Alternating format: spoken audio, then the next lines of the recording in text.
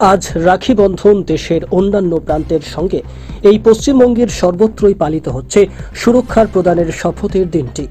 কখনো তিস্তা পারে, আবার কখনো শহরের বিভিন্ন সামাজিক অনুষ্ঠানে। তবে এরই মধ্যে গভীর জঙ্গলে কিছু বাছাই করা জনতার উপস্থিতিতে অন্যান্য বারের মতো এবারেও হাতিকে রাখি পরিয়ে উদযাপন করা হয় সুরক্ষা প্রদানের শপথ গ্রহণের বিশেষ দিনটি। যদিও এই অনুষ্ঠানের পাশাপাশি মানবতা সমৃদ্ধ পশ্চিমবঙ্গবাসীর মনে উঁকি দিচ্ছে আরজিকর কাণ্ড সহ ঝাড়গ্রাম জেলার জঙ্গল এলাকায় বন দপ্তরের উপস্থিতিতে হুল্লা পার্টির ছোড়া আগুনের গোলায় ঝলসে মৃত গর্ভবতী হস্তির মৃত্যুর সেই করুণ দৃশ্য।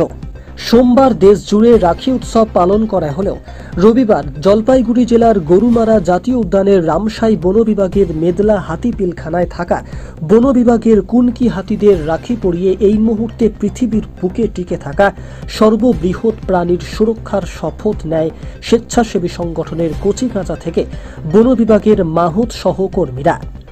এই প্রসঙ্গে পরিবেশ কর্মী অনির্বাণ মজুমদার জানিয়েছেন, ঝাড়গ্রামে যেভাবে হাতিটিকে মেরে ফেলা হয়েছে তার তীব্র বিরোধিতা করে দোষীদের শাস্তির দাবি জানিয়ে বলছি, বিগত 7 বছর ধরে আমরা এইভাবেই হাতি ও মানুষের সংঘাত নিয়ে সচেতনতা বৃদ্ধির লক্ষ্যে রাখি বন্ধন উৎসবের সময় রাখি পরিয়ে হস্তিকুলকে রক্ষার শপথ গ্রহণ করি।